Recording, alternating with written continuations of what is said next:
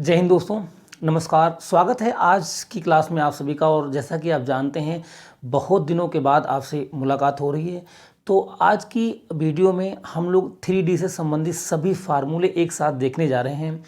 और last class में मैंने आपको 2D से संबंधित सभी प्रकार के फार्मूले एक ही वीडियो में मैंने बताने का प्रयास किया था। तो आइए दोस्तों शुरू करते हैं और आपको मैं बताता हूं कि 3D में सभी की सभी फार्मूलों का जो कंसेप्ट है उसको।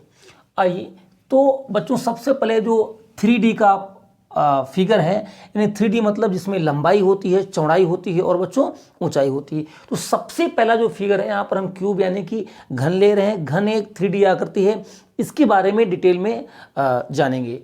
तो आइए बच्चों, यहाँ पर क्या लिखा है? फलक यानी सरफेस, शीर्ष यानी वर्टिसेस, किनारे यानी एजेस कितने होते हैं। तो बच्चों आप जानते हैं जो घन होता है, घन क्या होता है? घन, उसमें कितने फलक होते हैं? तो 6 स्क्वायर यानी 6 वर्गाकार फलक प्राप्त होते हैं और सारे के सारे वर्ग आपस में क्या होते हैं? बराबर होते हैं। शीर्ष वर्टिसेस क्या होते हैं? तो बच्चों आप ध्यान देंगे, ये 1 2 3 4 4 शीर्ष ऊपर है तो 4 ही नीचे होंगे, यानी 4 और 4 कितने होंगे बच्चों? 8। तो टोटल बच्चों शीर्ष कितने हो गए? 8। किनारे एजेस, तो ये बच्चों जो किनारे हैं, एजेस हैं, कॉमन वाली को छोड़ करके टोटल जो होंगे बच्चों वो 12 होते हैं, यानी कि 12।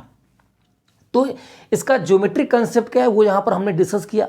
अब आइए बच्चों, आपको कुछ फार्मूले यहाँ पर बनते हैं उनकी बात करेंगे। तो सबसे पहला फार्मूला है वो क्या है? वो है, अगर यहाँ पर घन की भुजा ए मान लो आप, इस सारी साइड्स आपस में क्या है? सारी साइड्स आपस में है बच्चों बराबर। अगर घन की भुजा यानी साइड ए है तो घन का डायगोनल यानी विकर्ण क्या होगा? घन का विकर्ण क्या होगा? तो बच्चों जो विकर्ण होता है वो होता है ए अंडर रूट में कितना? 3। भुजा ए है तो इसका रूट 3 गुना क्या होगा बच्चों? विकर्ण होगा। आइए नंबर 2, बच्चों पूरा डायगोनल कितना होगा? पूरा जो विकर्ण होगा वो होगा ए अंडर रूट 3। लेकिन अगर इस घन के एक ही फलक, एक ही सरफेस पर अगर विकर्ण खींचा जाए, जैसे वो कहाँ से, अगर ये एक सरफेस है, अगर यहाँ से लेकर के मैं यहाँ पर विकर्ण खींचूँ, सिर्फ यहाँ पर या यहाँ से यहाँ, यानी एक सरफेस पर अगर विकर्ण खींचा जाएगा तो उसकी लंबाई क्या होगी? तो एक सरफेस यानी एक फलक का विकर्ण, एक फलक का विकर्ण बराबर बच्चों होता है, चूंकि सारे के सारे फलक वर्गाकार होते हैं तो एक ही सरफेस पर अगर विकर्ण खींचेंगे तो एक वर्ग का विकर्ण होगा। और बच्चों एक वर्ग का विकर्ण मैंने आपको बताया है और आपको पता भी है, एक डायगोनल क्या होता है स्क्वायर का? ए अंडर रूट में कितना होता है? ए अंडर रूट में 2। आइए तीसरी बात समझते हैं। यहां से घन का आयतन कितना होता है? आयतन, तो बच्चों आयतन आप जानते हैं, आयतन हो जाएगा ए क्यूब भुजा क्यूब। और आयतन कैसे निकलता है इसका बच्चों कंसेप्ट क्या है? आप जानते हैं दुनिया में किसी भी प्रकार की आकृति का आयतन निकालने के लिए होता है आधार का क्षेत्रफल गुणे ऊंचाई। आधार, तो बच्चों ये जो आपका घन होता है ना, इसका बेस कैसा होता है? इसका बेस होता है वर्गाकार। तो वर्ग का एरिया होता है ए स्क्वायर और इसकी ऊंचाई, हाइट कितनी होती है? तो एक वर्ग की भुजा जितनी इसकी हाइट होती है तो आधार का क्षेत्रफल ए और इसकी ऊंचाई भी ए होगी। तो यहां से जब इसको इंटू करते हैं तो बनता है यहां से फार्मूला क्या बच्चों? ए क्यूब। बात समझ में आ गई? तो यहां से फार्मूला बन जाएगा ए क्यूब। अब आइए चौथी चीज यहां पर बच्चों हम बताते हैं आपको, क्या? घन का आयतन होगा, फिर है घन का पृष्ठीय क्षेत्रफल। घन का पृष्ठीय क्षेत्रफल, इसको हम सरफेस एरिया कहते हैं। बच्चों ये क्या होता है? पृष्ठीय क्षेत्रफल लेने के लिए बाहर से इसको जब रंगा जाएगा, बाहर से इसके ऊपर जब कपड़ा लपेटा जाएगा तो उसके बच्चों कहते हैं सरफेस एरिया। सरफेस एरिया में नीचे का सरफेस और ऊपर का सरफेस हम छोड़ देते हैं बच्चों। तो टोटल बच्चों कितने फलक थे? 6 में से बच्चों 2 निकल गए, एक नीचे का और एक ऊपर का, तो बच्चों बचे कितने? 4। और एक वर्ग का एरिया कितना होता है बच्चों? ए स्क्वायर। तो बचे कितने 4, तो इसका एरिया कितना आ जाएगा 4a², राइट। इसी प्रकार से पांचवा देखेंगे बच्चों, घन का संपूर्ण पृष्ठीय क्षेत्रफल, टोटल सरफेस एरिया क्या होगा बच्चों। तो जैसा कि आप जानते हैं टोटल सरफेस कितने होते हैं 6, और एक या प्रत्येक जो होता है सरफेस वो स्क्वायर यानी वर्गाकार होता है। तो आप जानते हैं एक वर्ग का एरिया बच्चों कितना होता है a², और टोटल इसमें कितने 6, तो हो जाएगा 6a²। बच्चों इस प्रकार से ये सारे के सारे बहुत ही महत्वपूर्ण फार्मूले और ज्योमेट्रिक कंसेप्ट है, इसमें हमने सीखा। अब हम एक सवाल इस पर आपको समझाएंगे और फिर हम बढ़ेंगे आगे। तो आपके सामने मैं एक सवाल यहाँ पर दे रहा हूँ। मीटर है तो विकर्ण हो जाएगा 6√3 सेंटीमीटर, और एक फलक का विकर्ण कितना हो जाएगा, एक कितना है 6, तो 6√2 2 सेंटीमीटर। यहाँ पर आइए वॉल्यूम कितना होगा, तो 6 × 6 × 6 कितना होगा 216 सेंटीमीटर क्यूब। घन का पृष्ठीय क्षेत्रफल सरफेस एरिया बच्चों कितना होगा, तो सरफेस एरिया यानी कि 4a कितना है 6 × 6, तो 4 × 24 का कितना हो जाएगा 144 वर्ग सेंटीमीटर। सेम वे में एक घन का संपूर्ण पृष्ठीय क्षेत्रफल टोटल सरफेस एरिया क्या हो जाएगा, तो 6 × 6 × 6, तो ये कितना हो जाएगा 216 वर्ग सेंटीमीटर। और यहाँ पर क्या टोटल सरफेस एरिया अनुपात वॉल्यूम, तो टोटल सरफेस एरिया बच्चों क्या आ जाएगा, ध्यान दीजिएगा अगर एक घन की भुजा 6 सेंटीमीटर आती है तो उसका टोटल सरफेस एरिया और उसका वॉल्यूम ऑलवेज क्या आएगा, सेम आएगा, ऑलवेज सेम आएगा, राइट। सेम कैसे, यहाँ पर आपने कैलकुलेशन किया तो टोटल सरफेस एरिया भी 216 और वॉल्यूम भी 216, तो काट देंगे आप, तो यहाँ से कितना आएगा 1:2 कितना आ जाएगा 1, ठीक है। तो ऐसे ही सवाल बच्चों और भी आगे हम लोग डिस्कस करेंगे आपसे और प्रैक्टिस भी कराएंगे आपकी, लेकिन अभी मैंने आपको घन पढ़ाया है और अभी आपको जाना नहीं है। इसी प्रकार से मैं आपको पूरा का पूरा क्यूबाइड भी समझाने वाला हूं, और उसमें कुछ स्पेशल प्रकार के सिद्धांत नियम हैं उनको भी सिखाएंगे और समझाएंगे। तो एक छोटी वीडियो में मैं घन और घनाभ पूरा आपको कंसेप्ट वाइज, उसका ज्योमेट्रिक कंसेप्ट क्या है, उसके मेन फार्मूले क्या हैं, वो सब आपको बताने वाले हैं। तो आइए अब हम बढ़ते हैं घनाभ की तरफ।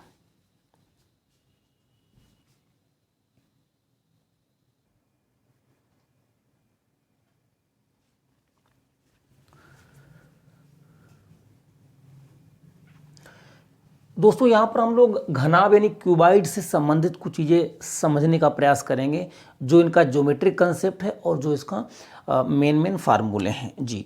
तो आइए, इसे आपका है लंबाई, ये है चौड़ाई और इसकी क्या है ऊंचाई। तो बच्चों वही बात है कि इसके सरफेस कितने होते हैं, तो इसके भी 6 यानी 6 फलक होते हैं। आप इसको ध्यान से, ये जो आपके पास डस्टर से आप समझ सकते हैं बहुत अच्छी तरीके से। ये इसकी लेंथ है, ये इसकी ब्रेथ है, और ये इसकी क्या है एक प्रकार, ये इसकी हाइट है। 6 फलक हैं, एक ऊपर है एक नीचे है, 2 3 और 4 और एक 5 और एक इधर बच्चों कितना 6 फलक हो गए इसके, ठीक है। तो सारे के सारे 6 फलक हैं इसके, और सभी के सभी जो फलक हैं यानी सरफेस हैं वो क्या है, वो आयताकार हैं यानी रेक्टेंगुलर हैं।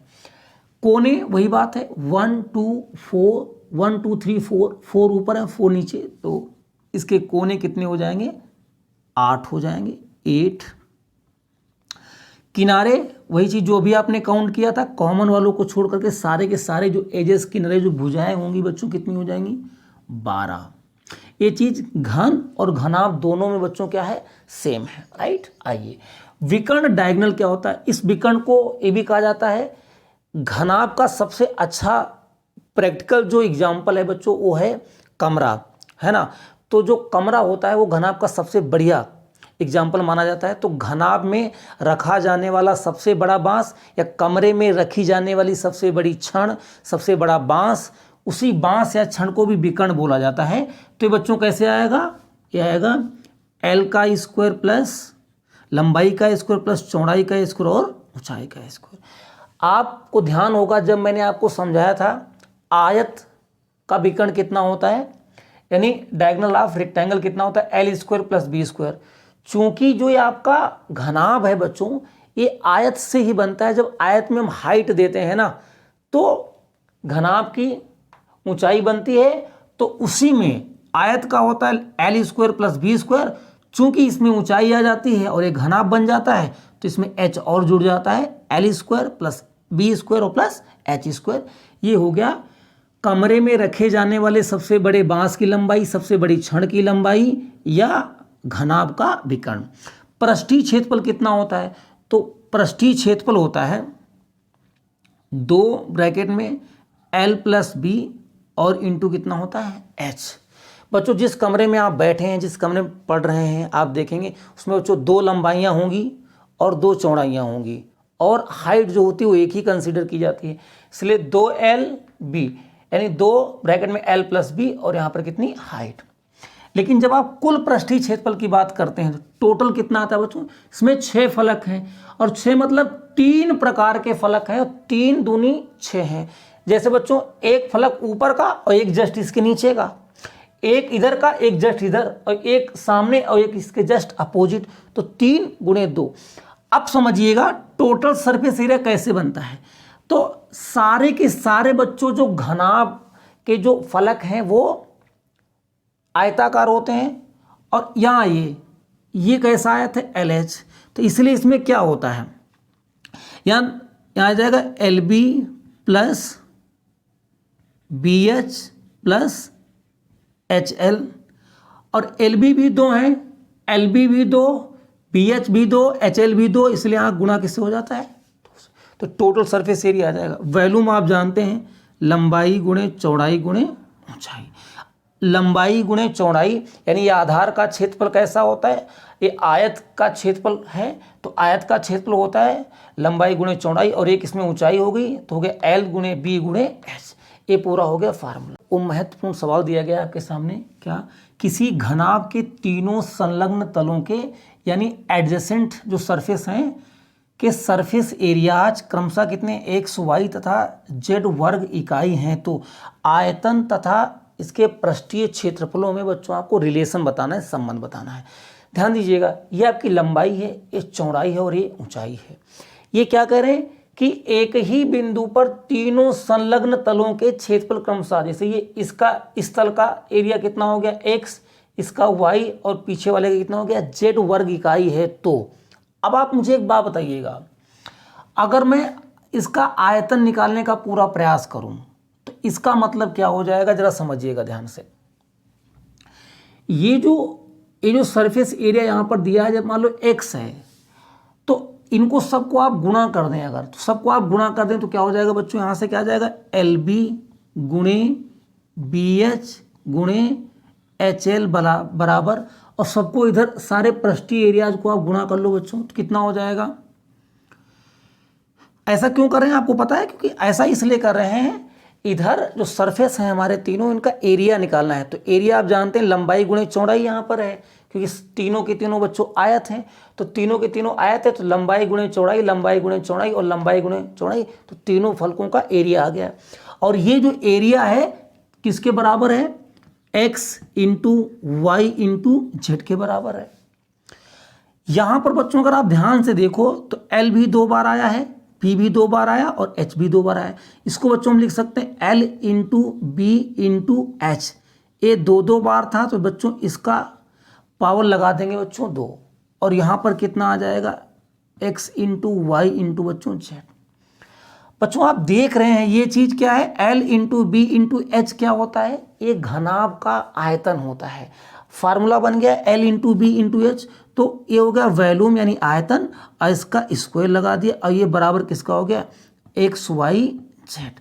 तो बच्चों ये बहुत ही महत्वपूर्ण आपके लिए रिलेशन मिल गया, और इसी रिलेशन की बात की जा रही थी। ढेर सारे सवाल आपके कॉम्पिटिटिव एग्जाम में इस नियम, इस कंसेप्ट पर पूछे जाते हैं। तो यहाँ से रिजल्ट बच्चों क्या निकला कि ऐसा सवाल होने पर ये ये इंपॉर्टेंट रिलेशन मिलेगा, यानी आयतन यानी वॉल्यूम का स्क्वायर बराबर पृष्ठीय तलों के क्षेत्रफलों के गुणनफल के बराबर आता है। या बच्चों इसी बात को एग्जामिनर क्या करेगा, आयतन बराबर x into Y into Z, और स्क्वायर हटा देगा तो इधर क्या लगा देगा, रूट लगा देगा। ये दो महत्वपूर्ण रिलेशन यहां से मिलते हैं, दोनों का एक ही मीनिंग है, या तो ये या तो ये। बच्चों होप आपको इस पर चीज़ें फोकस करनी चाहिए, यानी आयतन का स्क्वायर बराबर पृष्ठीय तलों के क्षेत्रफलों के बराबर प्राप्त होता है, और अगर मैं स्क्वायर हटा दूं तो आयतन बराबर अंडर रूट में पृष्ठीय तलों का क्या होता है, क्षेत्रफल होता है। ये बहुत ही ज़्यादा इंपॉर्टेंट आपके लिए है बच्चों, ठीक है। अगर बच्चों ये वीडियो आपको अच्छी लगी है तो आप वीडियो को लाइक कर सकते हैं और कमेंट करके हमारा उत्साहवर्धन कर सकते हैं। और अगली क्लास में हम 3D से संबंधित जो नेक्स्ट टाइप होगा और नेक्स्ट जो हमारे फिगर अभी बचे हुए हैं उस पर हम कुछ और कंसेप्ट आपको बताने का प्रयास करेंगे, और उसके बाद फिर हम लोग प्रैक्टिस करेंगे। वीडियो देखने के लिए आपका बहुत बहुत धन्यवाद। मिलते हैं आपसे अगली वीडियो में। जय हिंद, जय भारत।